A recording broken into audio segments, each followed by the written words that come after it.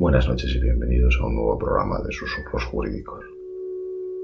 Hoy hablaremos de películas, de series, de la música que nos motiva, lo que nos hace sentir, lo que hemos aprendido con todo lo que hemos visto, cómo hemos cambiado el análisis de esas películas desde que empezábamos a verlas como simplemente procedimientos o momentos de diversión, entretenimiento, a hacer un análisis exhaustivo de lo que podíamos observar en ellas, de su evolución, un análisis más jurídico.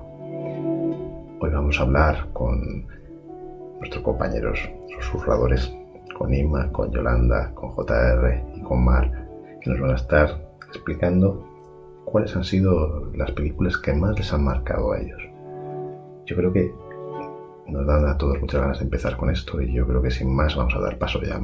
Bueno, pues yo recuerdo con especial emotividad En el nombre del Padre, porque fue una película que me marcó. Yo ya justo terminé la carrera cuando vi esa película y todavía no había empezado a trabajar. Entonces no tenía la experiencia que puedo tener hoy, la visión de ella que puedo tener hoy.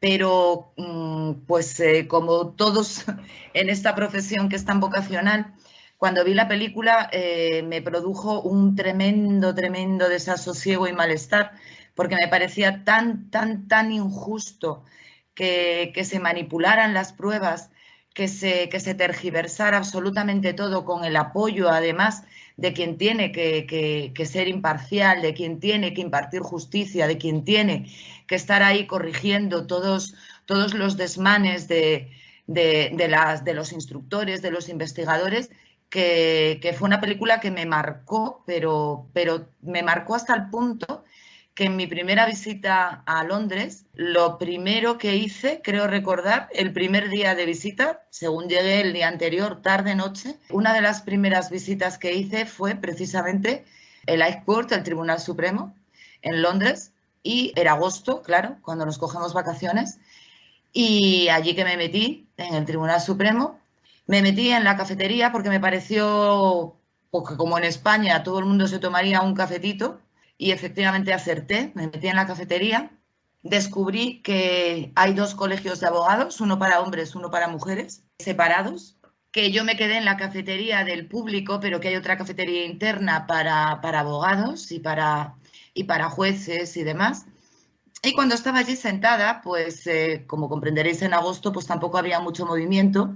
Pues nada, se sentó a mi lado pues un hombre con traje y se puso a hablar conmigo, pues buenos días, ¿qué haces? Y le digo, pues mira, soy una abogada española, digo, y vengo a ver el Tribunal Supremo, así, sin más. Y casualmente, o sea, lo que son las casualidades de la vida, tenía un juicio por una estafa importantísima y la sala a la que él me llevó para que yo viera aquel juicio era la de En el nombre del Padre. O sea, yo cuando entré en la sala me quedé petrificada completamente y bueno, la verdad es que fue una experiencia espectacular porque tampoco mi inglés era como para seguir absolutamente todo el juicio, por supuesto. Sí que entendía de vez en cuando de las miles de pounds que iban hablando, pero bueno, me perdí lógicamente mucho. Pero descubrí una cosa, yo creo que no podría ser abogada en el Reino Unido, porque si habéis visto alguna vez un juicio de verdad, no los que salen en las películas, el tribunal no recuerdo si eran 3 o eran 5, están justo enfrente de ti en un alto, hay como un foso por el medio donde está todo el sistema.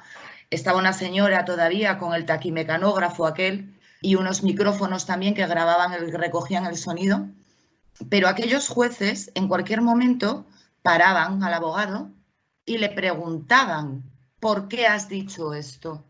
Un momento, decían, un momento, ser, tal, no sé qué, no sé cuánto, y le empezaban a hacer preguntas.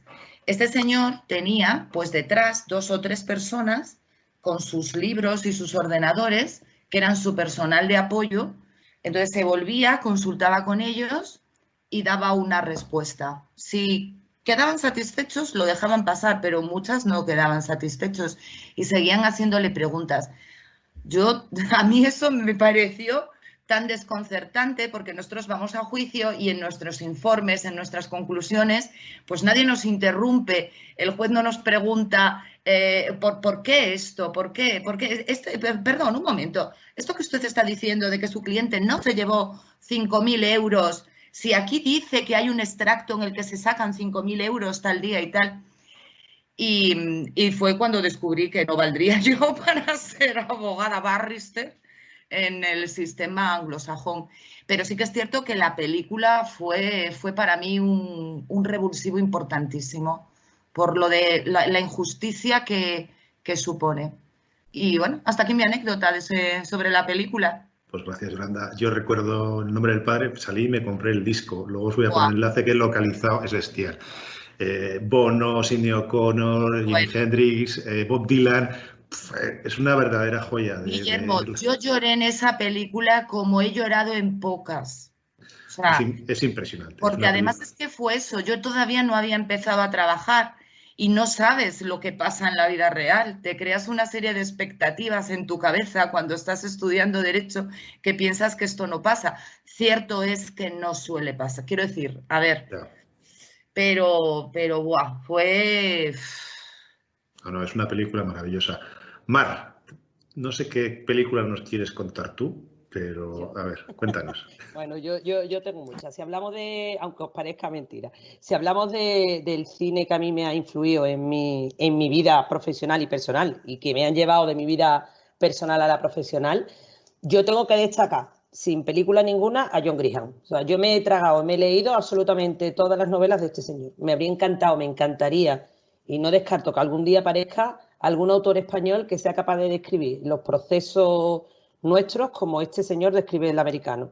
De John Grisham, todas las películas. El cliente, El informe Pelícano, El jurado, Tiempo de matar es un peliculón. O sea, todas. Porque además yo creo que hay muy pocas películas que sean capaces de reflejar los libros como aquí. O sea, yo creo que es que este hombre escribe ya pensando en la película. Pero yo no voy a hablar de John Grisham porque ahí me perdería con 200 películas. Y además seguramente hasta las mezclaría. Porque ya es mi batiburrillo particular. Yo quiero destacar una película y además por mi situación personal, que es que me ha marcado. La he visto muchísimas veces. Sin embargo, ahora la he vuelto a ver y os prometo que lo que he sacado de ella no tiene nada que ver, las conclusiones y la esencia que le he sacado a la película nada que ver con antes. La película es las dos caras de la verdad. Para mí esta película refleja el derecho de defensa de una manera impresionante. ¿O será que yo, por mi experiencia reciente vivida en el jurado, que ya lo sabéis, pues la estoy viendo de otra manera? Pero yo esta película, que la había visto y había escuchado y me ha encantado, porque de hecho la he visto muchas veces porque me había gustado, esta vez la he visto y la he escuchado de una manera distinta. A mí me ha gustado muchísimo la intervención del abogado, como, bueno, sale, por cierto, la justicia pro bono, habla de la justicia pro bono, la diferencia del abogado de oficio. Dice, yo puedo actuar, o sea, cuando entra a la celda a ver al monaguillo, os recuerdo que este es un monaguillo al que acusan de un asesinato y que no tiene dinero, no tiene nada, es una persona que se encuentra, el cardenal que es asesinado, se lo encuentra en la calle, lo recoge y tal. Bueno, lo acusan de su asesinato y no tiene dinero y cuando entra el abogado a verlo, este chico le dice, yo no tengo dinero y le contesta, no pasa nada, yo puedo actuar pro bono. Y si no, que te lleve al corredor de la muerte un abogado de oficio de la mano. Eso molesta un poquito, pero yo no voy a entrar con la justicia de oficio del sistema americano. Yo, como os digo, resalto de aquí la intervención, o sea, cómo explica el derecho de defensa a este abogado. Y a mí me encanta, porque hay un periodista que le pregunta, le dice, más o menos, ¿tú por qué defiendes a los malos? O sea, ¿cómo eres capaz de defender a un asesino? Y él dice, ¿crees que lo hago por dinero? No. ¿Crees que lo hago por salir en las primeras planas de los periódicos? Tampoco. Lo hago porque creo en la inocencia de las personas. Porque entiendo que una persona es inocente mientras no se demuestre lo contrario. Esa es la base de nuestro derecho de defensa. Ese es el todo. Él dice, yo he elegido creer en la bondad de las personas. Pienso que las personas buenas pueden cometer actos muy malos.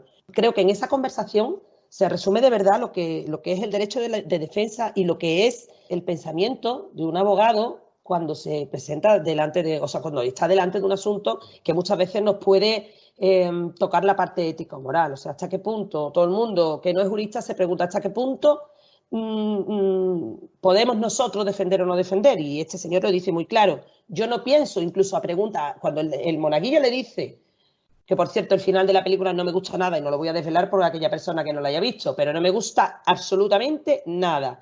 Pero cuando el presunto asesino le dice, tienes que creerme, el abogado contesta algo que yo creo que para nosotros es básico. No, yo no tengo que creerte. O sea, no tengo ni siquiera que conocer la verdad. Limítate a contestarme a lo que yo te pregunto.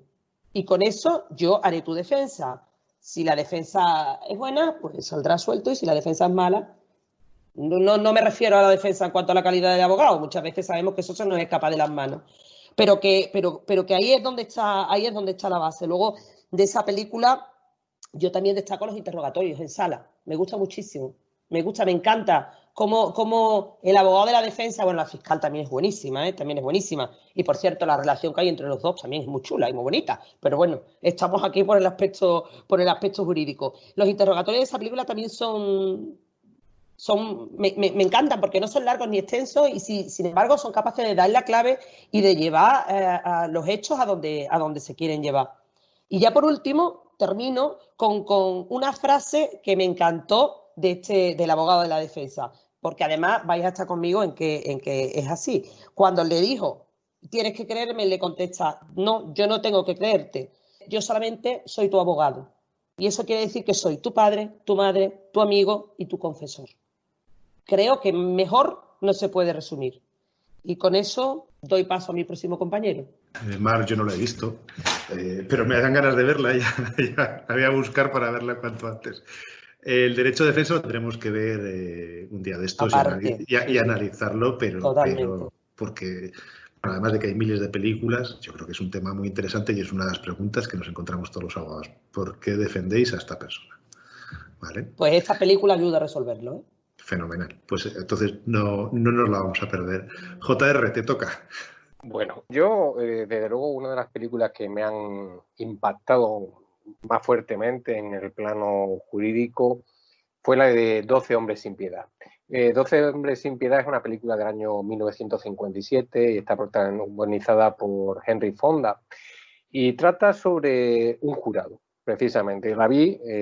Cuando la vi estaba preparándome un juicio del jurado.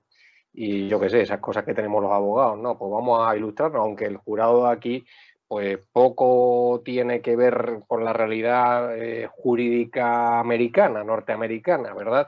Pero bueno, al final, pues uno se va ilustrando, va viendo, por si puede sacar alguna pincelada. Esa película en concreto, la de 12 hombres sin piedad, pues solamente se embarca a contarte cuál es el trasfondo de un jurado, es decir, tras el juicio, lo que es esa deliberación que lleva a cabo el jurado. Y 12 hombres que se reunían en una habitación, y toda la película transcurre en una habitación, un ambiente claustrofóbico que te da hasta un poco de cosa, ¿no? De estar viendo la película.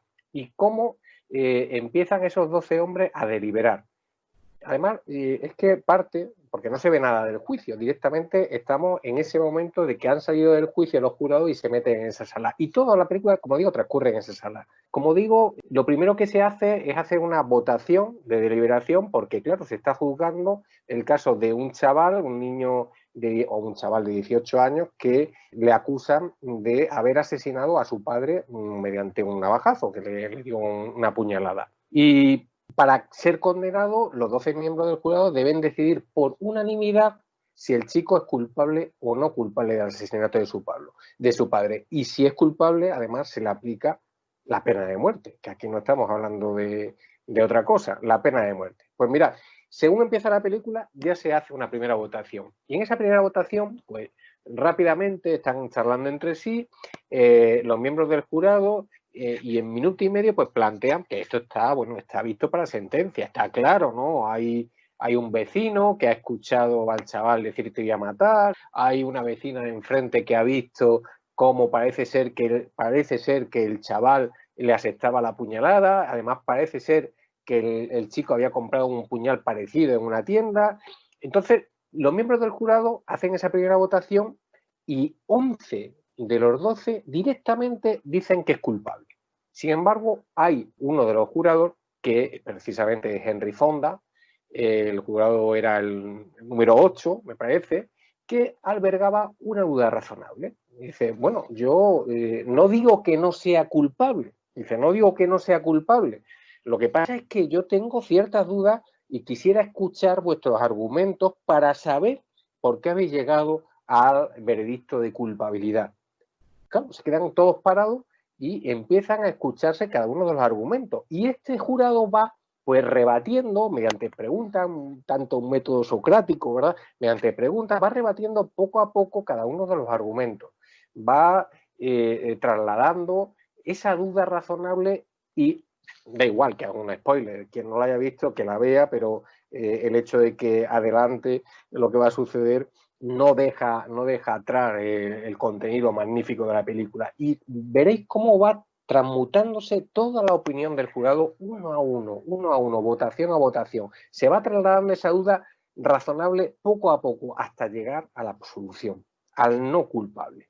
Al no culpable por la duda razonable que impera, la presunción de inocencia, ¿no? De luego, la película nos va descubriendo las motivaciones de cada uno de los miembros del jurado. Es una crítica al sistema porque realmente la gente es fácilmente influenciable.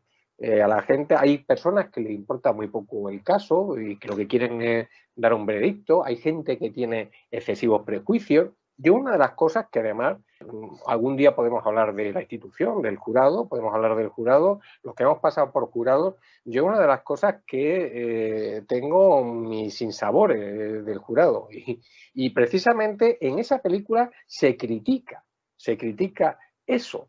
Y la importancia de que uno de ellos tenga una duda razonable y sepa buscar la manera de que todos vayan viendo esa posibilidad, que dejen a una parte los prejuicios y vayan viendo la posibilidad lógica de que haya una vía para que esa persona sea inocente, porque realmente aquí nos jugamos mucho, se juega mucho una persona, ¿no? En la vida, ni más ni menos. Claro, ¿se puede juzgar a la ligera? ¿Son las pruebas irrefutables? ¿La declaración de los testigos son infalibles? Todo eso es lo que te va planteando, lo que te puede plantear esa película. Por lo tanto, la duda razonable es lo que plantea la presunción de inocencia y una crítica dura a la sociedad, a los prejuicios e incluso al propio sistema judicial americano. Únicamente, además, decir que podéis ver una versión que se hizo de esta película en Estudio 1. Estudio 1 era un programa de televisión española de los años 70 y se hizo una versión española pues en el 70 y tanto, en la cual es una versión hecha donde aparece Jesús Puente, aparece Ismael Merlo, aparece Sancho Gracia también, entre otros. Y la podéis ver en Google, lo ponéis, Estudio 1, y la podéis ver, es magnífica y apasionante. Y ya os digo, es una forma de ver cómo un jurado puede mediatizarse, cómo un jurado puede ir cambiando de opinión, cómo un jurado puede llegar a unas conclusiones válidas o erróneas. Y sobre todo el hecho, como digo, de la duda razonable. De la presunción de inocencia y duda razonable tenemos para hablar muchísimo. Y sobre todo si en España existe. Porque muchas veces en los penales hemos visto la presunción de culpabilidad más que la presunción de inocencia. Y a raíz de lo que dices, JR, me río porque hay un capítulo de Los Simpson donde está Homer Simpson, de miembro del jurado, que alarga una deliberación igual, es una parodia de 12 hombres sin piedad, alarga una deliberación porque se da cuenta que puede comer gratis y donde se produce la misma evolución sobre el jurado. Es increíble lo que puede llegar a una persona, el método socrático. O sea, lo estabas contando y yo tengo ese capítulo, a ver si lo localizo y lo puedo poner con acceso, porque es bestial. O sea, la crítica al jurado, la crítica que hace Homer Simpson a la sociedad americana es increíble, pero sobre todo eso es brutal. Inma, te toca. Película.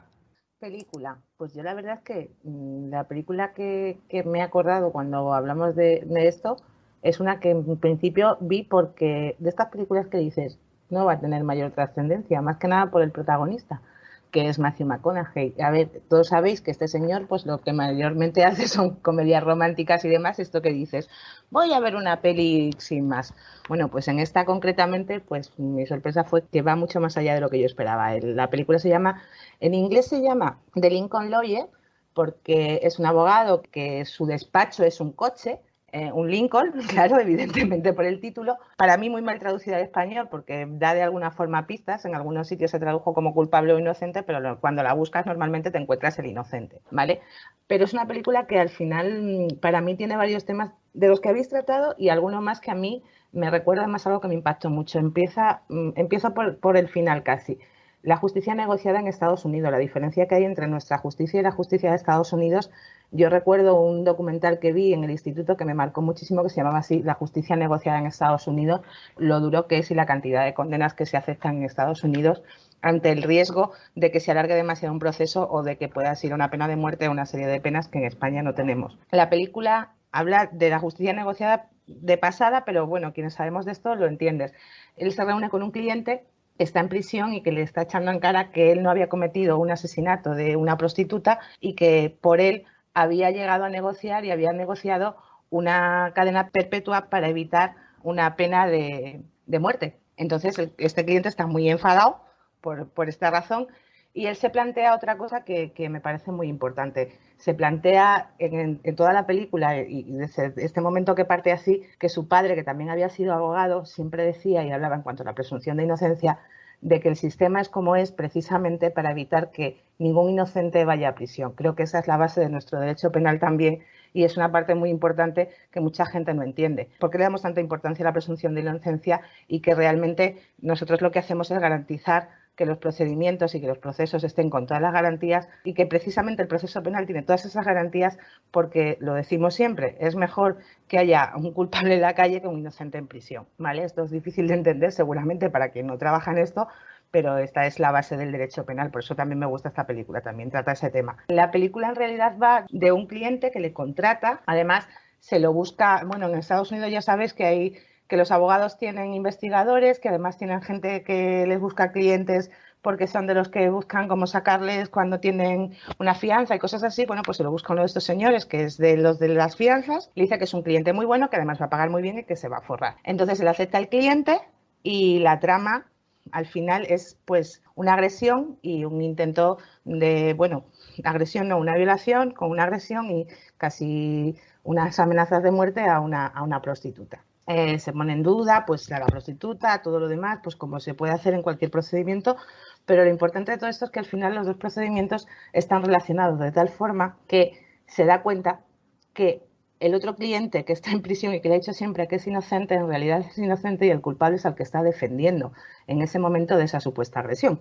Con lo que, a pesar de todo, se ve obligado a defenderle, no puede rechazar su defensa y de hecho le saca suelto, que es lo que creo que nadie entenderá. O sea, hace una defensa, tan buena defensa, que realmente queda suelto cuando él sabe que es culpable del otro asesinato por el que su otro cliente está en prisión con una cadena perpetua. No digo qué pasa porque pasan más cosas, aunque parezca spoiler. No, ves la película porque hay mucho más en la trama, pasan más cosas a pesar de quedar a suelto, pero lo que más me interesa de esto es la parte en la que nosotros, y ya ha apuntado un poco más, nos podemos encontrar esos dilemas morales en los que si sabes culpable o inocente, y que creo que a todos nos han hecho alguna vez esa pregunta de ¿cómo puedes defender a alguien sabiendo que es culpable? No, mira, es que yo no sé si es culpable o no es culpable. La mayoría de las veces no lo sabemos porque, como ha dicho Mar en su película, nosotros no nos dedicamos a preguntar si nuestro cliente es culpable o no. Nosotros tenemos que controlar que el procedimiento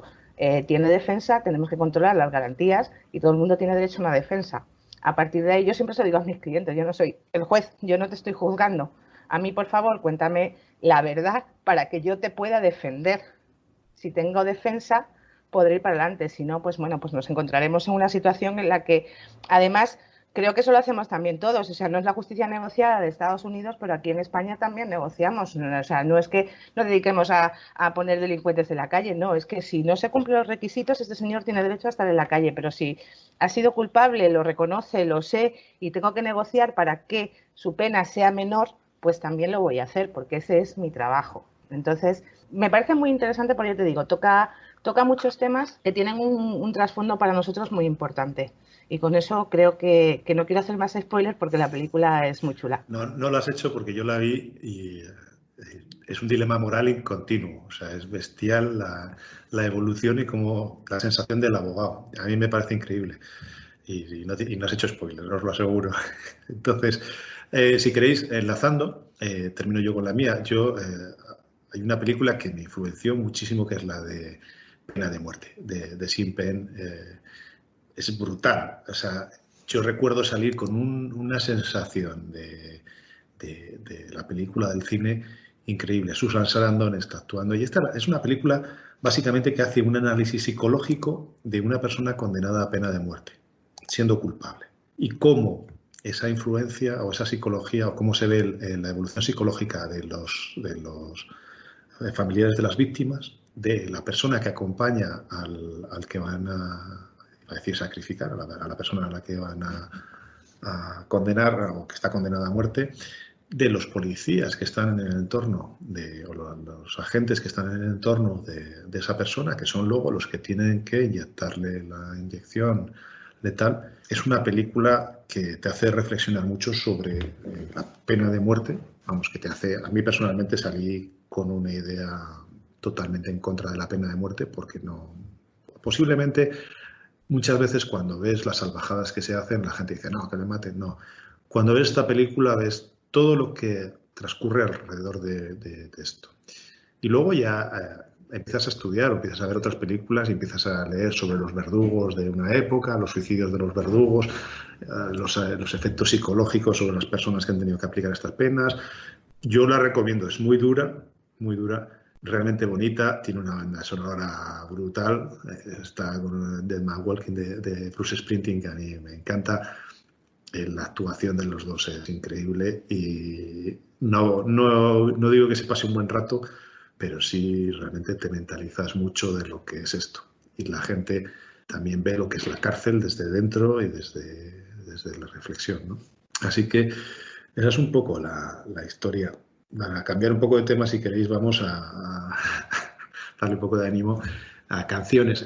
El programa de hoy, como hemos dicho, va a tratar de canciones, series y películas, ¿no? Hay una serie que me ha encantado siempre desde pequeño, que es yo creo que la que me enganchó a la abogacía, que es Ali McBeal. Ali McBeal tiene un rollo interesantísimo, muy que parece gracioso, incluso roza el ridículo, pero a nivel de coach, a nivel de entrenamiento, a nivel de trabajo en equipo es bestial. Es decir, sin ir más lejos, tú ahora ves El Hormiguero y lo primero que hacen es un baile, que dices, qué tontería. Pues no es ninguna tontería. Cuando en el despacho alguno va al baño y está en un momento de meditar y ponen a Barry White, se ponen a bailar y colgamos en el Twitter el otro día el baile, genera un buen rollo y genera una liberación de endorfinas y una liberación de la mente que yo creo que genera mucha seguridad. Y luego se ve el equipo, se ve que todos se involucran, todos son, volvemos a la palabra friki del otro día, son todos un grupo. Entonces, a mí esa canción me encanta por lo que significa y por lo que influye en el ejercicio de cualquier equipo. Entonces, no sé vosotros quién es el primero que quiere lanzarse, pero vamos, el otro día lanzamos en Twitter, que está ahí colgado en Twitter, pues si alguno quiere poner más ideas. Hubo muchísimas, pero yo no sé quién es la primera o el primero que quiere lanzarse a las canciones. Mar. Bueno, yo de series ya sabéis que no voy a hablar. con respecto, me voy a reservar mi opinión. Perfecto. No me voy a pronunciar acerca de la serie. Con la música, estoy totalmente de acuerdo contigo. Yo siempre, además considero que la música une a las personas y yo lo que vi en lo que se colgó el otro día con Susurros Jurídicos, yo no sé los demás, veríais motivación y yo veía trabajo en equipo. O sea, cuando tú eres capaz de bailar con un equipo, tú estás, o sea, hay una conexión con ese equipo, lo tengo clarísimo. Yo me motivo mucho con la música. A mí la música me motiva. Yo tengo, según para lo que, una música a otra, yo creo que todo el mundo, ¿no? Yo, por ejemplo, a la hora de estudiar, tengo mi compositor, yo estudio Strauss, o sea, yo estudio con Strauss. Cuando estudio, tengo que concentrar mi mente, escucho Bach de Strauss. Cuando tengo que escribir y ser creativa, me pongo Enya. Y cuando me tengo que olvidar de todo lo que ya he hecho, porque ya está hecho, Hay una canción que me persigue desde pequeñita, que es mi LP favorito, lo sabéis, yo creo que todos los que estáis aquí ya lo conocéis porque lo digo hasta la saciedad, el Wish You Were Here de Pink Floyd. O sea, y esa canción la pongo absolutamente, y os lo digo, que mis hijos se enfadan conmigo, a todo volumen. Y la canto a más volumen de lo que da todo el volumen. Y es una canción que a mí no es que me motive, es que me hace olvidar la realidad, con lo cual es mi canción. Luego tiene otra parte, SLP tiene otra parte, porque el Shine of Your Crazy Diamond, que es la primera parte, es brutal. O sea, esa parte instrumental, y eso es una pasada. También la utilizo para concentrarme, pero sobre todo, la canción. Yo de Enya, Orinoco Flow, de una de mis canciones favoritas. El sueño de las hadas. El sueño de las hadas es una de las mías. Es una pasada. El sueño de las hadas, eso es una pasada. Yo recuerdo, hasta que me pida la palabra el siguiente, María Calas. Yo escuchaba de María Calas de fondo y tenía que quitarla, porque me estresaba. No sé qué tiene el timbre de voz, me encanta cómo canta, pero para estar relajado redactando demandas me ponía nervioso, no sé. Sí, Ima. A mí la música en mi vida es fundamental y yo siempre digo que la música además cura. Con lo que trabajar, a diferencia de Mar, yo no puedo trabajar con música generalmente porque mi grado de concentración es tremendo. Cuando estoy trabajando bien concentrada ya puede estar cayéndose el mundo o sonando lo que quiera. De hecho, no hace muchas semanas creo que puse un tweet sobre eso. O sea, de repente había puesto una lista de Spotify y me había concentrado tanto que empezó a sonar una canción que hasta me sorprendió, que dije, esto que está sonando en mi vida lo escucho, y creo que lo puse hasta en Twitter porque me hizo mucha gracia y debía además estar sonando en bucle hace tiempo. No la uso por eso, porque si estoy muy concentrada no me entero de nada, pero si no estoy concentrada pues me pongo a cantar y entonces pierdo toda la concentración y me cabreo conmigo misma. Entonces al final he tomado la determinación de no ponerme música cuando trabajo porque si no me mata. Escucho mucho la radio y bueno, pues también me gusta descubrir cosas, y como digo, que para mí lo que la música lo que hace es curar. Yo hay una canción que tanto en mi vida como en mi trabajo utilizo mucho y además la regalo mucho, que a mí también me gusta regalarla, y es una canción que para mí cura. Es de estas que es como un abrazo de estos que te dan y dentro solo hay tranquilidad, paz y fuera se queda todo. Pues cuando estoy muy saturada o vengo de un juicio o o me he tenido que tragar un tema, o has escuchado a un cliente pues una violencia de género, un problema de familia que tiene mucho trasfondo y que quieras o no te termina calando, pues luego necesitas curar un poco todo eso y meterte en tu mundo normal.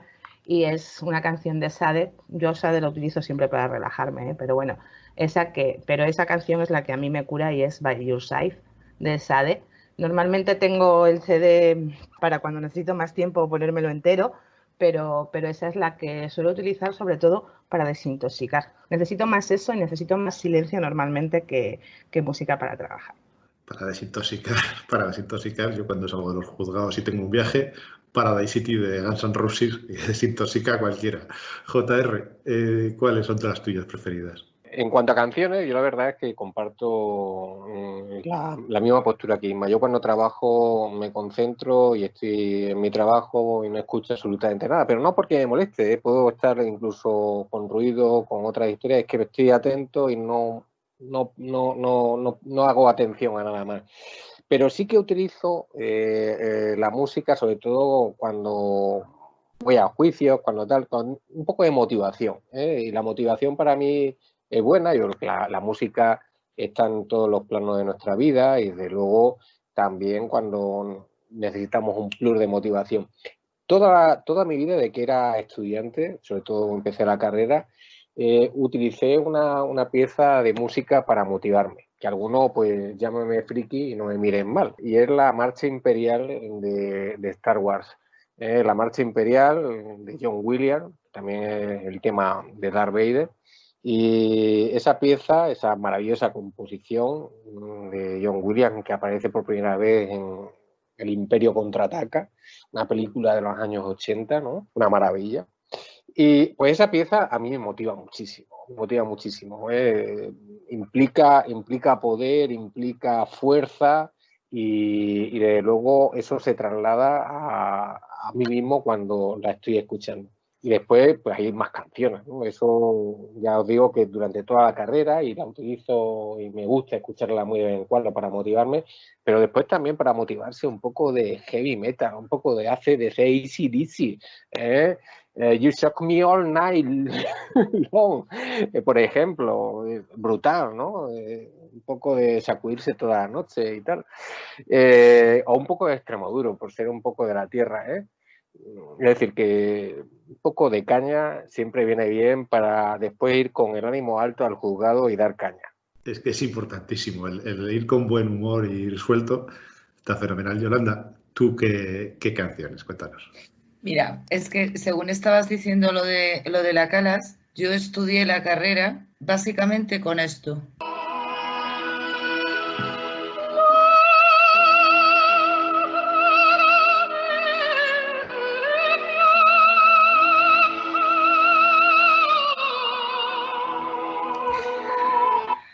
Teníamos uno de los chicos que vivía en mi piso era un enamorado de María Calas y a mí esta canción me trae los recuerdos, aparte de aquella época tan bonita, pero sobre todo me ayuda a relajarme. Esta, y me pongo mucho también la de Luce van la Stella, de Pavarotti, porque son dos áreas que, no lo sé, el recuerdo importa, en la cabeza se asocian determinadas cosas y me producen una tranquilidad total, una paz total. Sin embargo, cuando dejábamos de estudiar para liberar adrenalina, nos poníamos los patines y por el pasillo de nuestro pequeño piso poníamos Xanadu a todo lo que daba y patina arriba, patina abajo, los pobres que vivían debajo debían de estar hasta las narices de nosotros. Mi favorita de motivación siempre ha sido Want to Break Free de Queen. Me la pongo hasta la saciedad para todo, bueno, no lo sé, para muchísimas cosas. Para ir a juicio, silencio. Es todo lo contrario. Para ir a juicio necesito silencio y concentración en los minutos anteriores. Antes puedo haber puesto varias cosas mientras vas a lo mejor en el coche pensando tal, pero no me gusta, no tengo ninguna música de motivación para el juicio porque precisamente lo que necesito es el silencio. Y luego en mi vida, el resto de la vida, que no es la profesional, pues hay una canción que es así que la subes y la cantas con todo lo que das, que es La Malagueña, la versión de Chingón de un grupo mexicano, que eso para mí es igual a libertad, vacaciones, sol, playa, no lo sé. La pones y a grito pelado con La Malagueña y lo mal que canto, bueno, pues así. Y bueno, pues esas son básicamente las canciones que me motivan, pero sobre todo la tranquilidad más que otra cosa. Y no quita eso que te levantas por la mañana y yo me pongo una de estas cañeras, como dice JR, yo ya no voy a decir nada sobre la banda sonora de Star Wars porque soy igual de friki que tú, querido JR. Bueno, hay otra banda sonora espectacular que es la de La Misión, pero esa la pongo cuando tengo un día especialmente triste para ya terminar de rematar y que se desborde la marea, lloras todo lo que tengas que llorar y terminas nueva. Y bueno, pues básicamente son esas, pero sí, la verdad es que me sirven tantas. Si hablamos de bandas sonoras, El último mohicano es brutal. Y que también te lanza, y Braveheart también. Wow. Superior. Yo esa sí la uso mucho, pero claro, porque estamos dentro de la música celta, que me encanta. Bueno, y a mí AC/DC, por supuesto que me uno, eso es que me motiva, no, es que yo me levanto con los AC/DC, o sea. Lo que creo, Mar, es que vamos a tener que hacer una lista de Spotify de motivación para abogados y la colgamos en el enlace a ver cuánta gente se suscribe. Me parece buena idea, sí, me parece buena idea, ¿eh? Además lo podemos hacer así, música para estudiar, música para motivarse, claro. O sea, podríamos hacerla por secciones, me encanta la idea. Hacemos dos listas para abogados. 2 listas para abogados, yo creo que sí. Vale, pues eso, y luego de María Calas, yo siempre digo que es tan diva, que le debe jorobar que le escuchen de fondo y por eso no me dejaba. Es una maravilla escucharla solo a ella. No te metas con María, porque yo es una adoración total. Siempre he tenido el corazón partido entre ella y Victoria de Los Ángeles, la verdad. Pero yo creo que precisamente el aspecto de diva de María Calas es lo que me inclina a su favor. Y ese sufrimiento tan italiano, tan de ópera que tuvo toda su vida. Pero por eso lo digo, Yolanda, cuando tú la estás escuchando, es una persona que te obliga a escucharla. Es decir, no te puedes concentrar en el trabajo. Tienes que estar escuchando por el tono, por lo que sea, te obliga a estar escuchándola. Entonces, bueno, por eso lo decía, no por meterme con ella. Ya si queréis terminamos. Yolanda se ha tenido que retirar. Mar no va a querer hablar de series, pero si queréis empiezo yo contando. Bueno, voy a hablar de The Practice. The Practice es, en español la tradujeron como El abogado. Y os cuento la anécdota, luego ya hablaré mucho de ella porque es mi serie de referencia de abogados, ¿no? Yo recuerdo ir yo la había visto en España, la ponían a las 3:30, 4 antes, y me fui pues, con mi novia a Salamanca, que tenía un examen allí, y me fui a una tienda de CDs y DVDs que todavía había, esto sería el 2007, 2008, ¿eh? Y la fui a buscar. Entonces se me acerca un señor por ahí, un poco raro. Dice, ¿qué buscas? Digo, busco esta serie. Ah, pues la conozco, pero no la tenemos. No era el de la tienda, ¿no? Pero te la puedo conseguir. Digo, le di una tarjeta y a los 2 meses recibo en el despacho totalmente gratuitamente, o sea, 5 o 6 CDs con toda la serie, con todos los CDs escritos, con cada capítulo, el título, una trabajera impresionante de toda la serie. La tengo como una joya. Es una serie que JR, que hablaba antes del derecho de defensa, de la duda razonable, es un espectáculo cómo trabajan para generar dudas razonables. Son abogados de defensa penales, especializados en defensa. Cómo explican la duda razonable, cómo se genera, cómo trabajan la presunción de inocencia. Es un espectáculo de serie donde dan lecciones sobre cómo gestionar el jurado, cómo se inicia un despacho, cómo van fusionándose, cómo... Yo la recomiendo para verla desde el principio hasta el final, porque de verdad que es una joya y es muy, muy poco conocida. Yo cada capítulo que lo veía, cada capítulo que veía de esa serie, salía impresionado de cómo se podía dar la vuelta en un interrogatorio, cómo se podían hacer unas conclusiones de algo que se consideraba perdido y cómo no perdían nunca las ganas de ganar, ¿no? Y cómo, a base de creatividad, conseguían argumentos para defender a los clientes. De verdad que vale la pena muchísimo. Yo no sé, Inma, ¿cuál es tu serie de cabecera o de cuál nos vas a hablar? Pues yo tengo un problema, soy súper perezosa para las series, o sea, a mí esto estar viendo... Es verdad que ahora tenemos la suerte de que podemos ver en plataformas no sé cuántos capítulos seguidos, pero es que como veo poco la tele, porque mi tiempo tampoco es que me sobre, pero es cierto que últimamente sí he visto varias de abogados que me han gustado y que me llaman mucho la atención por lo que tú dices, porque además casi todas las series de abogados que hay son americanas y casi todas son defensa penal, con lo que al final todas tienen que ver con lo que tú estás contando. Yo me enganché pues porque estuvo muy de moda Sweet y fue como recuperé un poco ver las series de abogados. Me gustó mucho Sweet, pero quizás esa, por cómo funcionaba más, creo que Sweet se centra más en cómo funciona un despacho, en la relación empresarial, no solo en los casos y me pareció muy interesante, pero luego a raíz de esa me enganché a una que no es de abogados, pero es de jurados, que se llama Bull. Bull es un psiquiatra, creo, psiquiatra o psicólogo, no sé muy bien, y lo que se dedica es asesorar en juicios de jurado. En esa serie lo que hacen es que al final tienen también un abogado en el equipo, hay un equipo de un montón de gente, cada uno de una rama, que lo que hace es estudiar los jurados para ganar esos juicios, y lo que hacen normalmente es un jurado paralelo, y según las reacciones que van teniendo los jurados y demás, van cambiando argumentos y van intentando, pues lo que hemos dicho siempre, ¿no? Intentar buscar ese hueco para la presunción de inocencia y esa duda razonable que es más americana que es nuestro derecho, pero bueno, que esa serie lo trata mucho. Y luego las dos últimas que he visto, el otro día ya hice referencia a ella, es The Good Wife y The Wi-Fi, que también me parecen muy chulas y que introducen también la figura del investigador. Creo que el derecho americano es tan diferente al nuestro, pero que al final la presunción de inocencia, la base es la misma, aunque creo que nosotros lo que nos intentamos o intentamos demostrar normalmente, pues eso, o sea, que no hay prueba suficiente de cargo, y aquí pues lo de la duda razonable tiene mucho más que ver con que pueda haber otras pruebas de cargo de otras personas, de otras cosas. En fin, me parecen dos series muy interesantes para ver ahora mismo, que están en plataformas, que se ven muy bien y que se ven muchos juicios y se ve mucho la estrategia de Good Wife y de Good Fight. Tiene además no solo penal, tiene también civil, mucha negociación, que también es muy importante. Creo que esa parte de las series americanas que solo es penal, estas dos series la cubren un poco con el tema civil, matrimonial también tienen bastante. Y son las últimas que he visto y que me han enganchado mucho. Y luego hay otra que todo el mundo habla de ella, que yo creo que he visto un capítulo o dos, pero por el título quizás a todo el mundo le ha interesado mucho ver, que es Cómo defender a un asesino. Sí, yo eso no lo he visto y es interesante. Pensaba que ibas a decir Better Call Saul, que debe ser la serie que está de moda, pero no.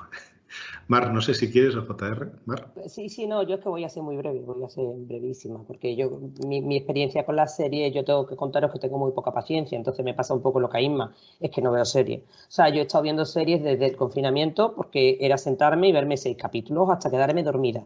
Si no, no soy capaz. A mí eso de que me pones hoy y tengo que esperar mañana para ver otro, es que como que lo llevo fatal. Es verdad que ahora están las plataformas y yo no me acostumbro, pero bueno, yo lo que he hecho es que he tomado nota. Yo empecé a ver Cómo defender a un asesino, creo que vi 2 capítulos y me aburrí. Me aburro, es que no soy capaz.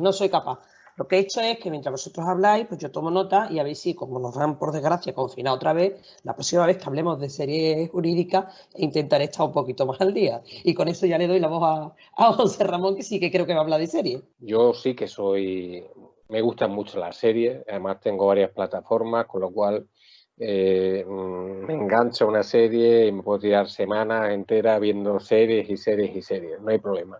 Me gustan más las series que las películas. Y dentro de las series de ámbito jurídico, pues todas las que ha dicho Isma ya las he visto, pero a mí yo destacaría sobre todo esa última, que es de Good Fight, la buena lucha, ¿no?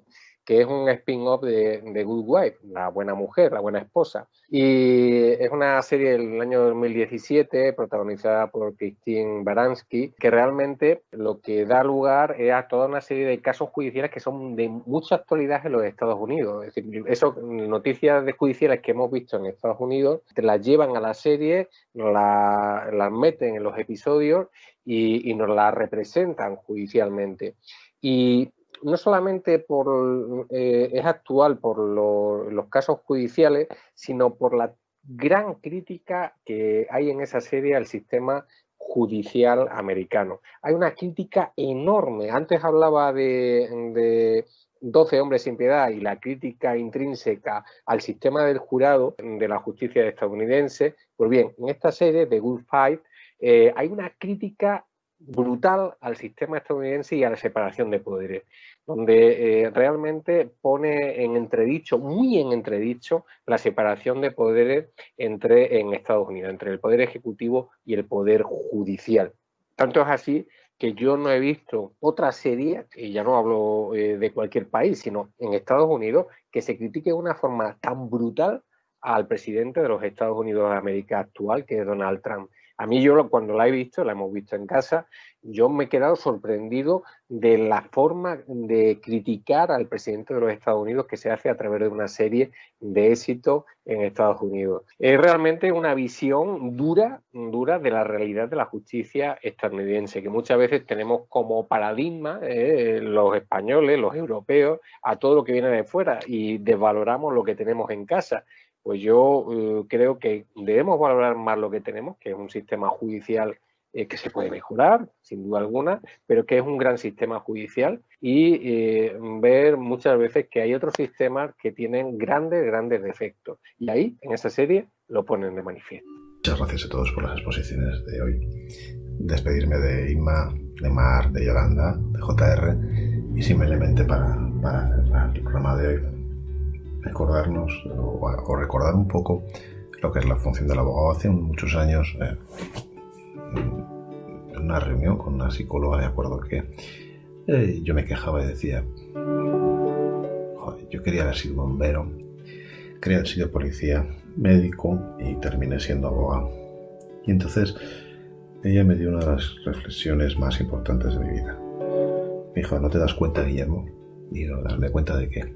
Me dice que todas las profesiones que me has dicho son para ayudar a la gente y los abogados sirven o están para ayudar a la gente. Un bombero apaga incendios. Un abogado apaga los problemas de la gente. Un policía detiene a los ladrones, detiene a la gente y lucha por la justicia. Tú luchas por la justicia desde otro punto. Luchas porque se haga justicia. Un médico cura los cuerpos. Vosotros curáis los problemas de la gente. Solucionáis los problemas.